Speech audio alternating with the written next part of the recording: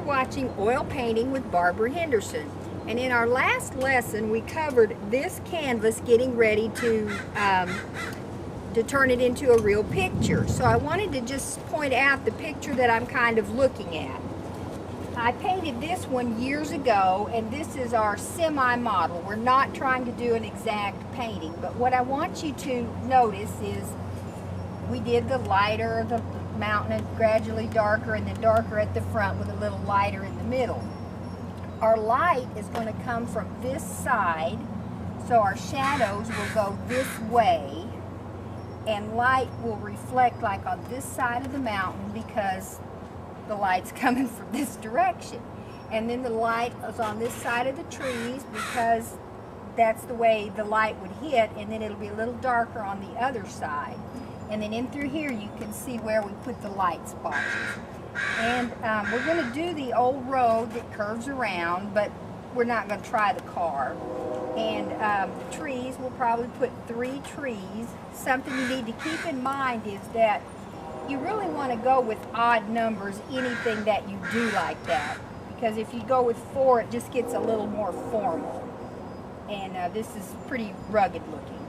So I just wanted you to have a good look at the painting, and that's just a picture to get in your mind. It's not an exact detail or an exact replica that we're going for. But are you ready now? Hi. Okay, the first thing we're going to do here is put our little row of trees in the background. We're going to kind of have bigger, smaller, and it's going to keep pulling the eye back into it. And you just want some of your brown here that'll be similar to what you did there. And now, putting the trees in, just give yourself a marker on this side. We're going to say this is as high as your trees are going to go. And these are kind of going to be evergreen trees. And then they're going to go down pretty small here. And then this hill being closer, the trees in here are going to be, you know, a little bit taller, but not plumb up to the top of our mountain there. And you need a small, soft brush for this, and it's kind of time consuming. You just kind of start, you think evergreen tree, because they're usually, if you have some big evergreens, they're going to be taller than anything else in the, you know, we might do some smaller trees in front, but these are the ones that we're going to do right now. And it's just, you keep evergreen, and just keep thinking that. And you sort of get the Christmas tree shape, but change your brush, move it around, because you don't want them to, you know, it doesn't need to be like a line. It's got to be a little jagged there, like natural trees would be. We're going to go just a little bit taller here. And you just keep working. It takes you a while to get them in. Like I said, you don't want them to... I think the littler brushes are going to give you a little more detail, and that ultimately you're going to be happier with how your painting turns out. Just keep flattening your brush on your palette, and just, have a pretty good time thinking about this tree and that tree and the whole forest you're putting in there. So it's going to take you a little bit of time. Something I think people often, you know, they may not do, that, you know, you lose patience there, but you shouldn't. Just keep at it. Flatten your brush a little, and then get your little details. Plus, these aren't Christmas trees, so they're not going to be perfect trees. Like I said, we'll put some light on them later from, the light will be coming in, you know, like that.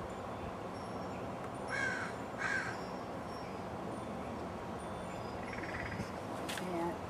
And it's coming in a little bit from our other side there. Same thing. Except these are going to get tiny in a faster, you know, while we have less distance there for one thing.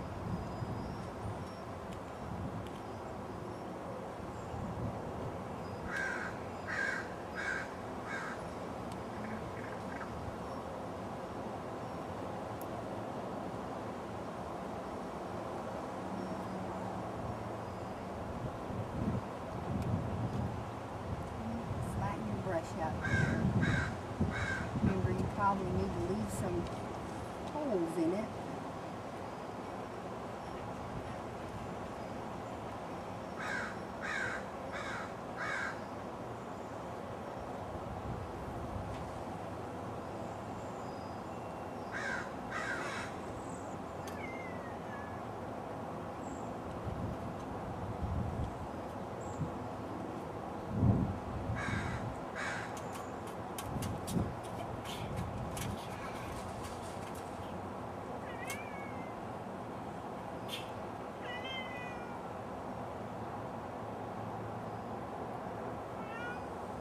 And a cat, that's my cat Sophie.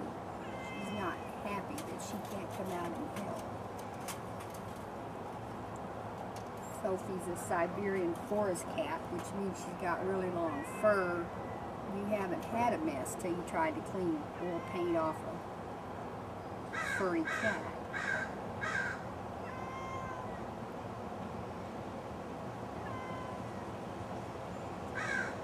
By the way, I got Sophie by trading some paintings for her.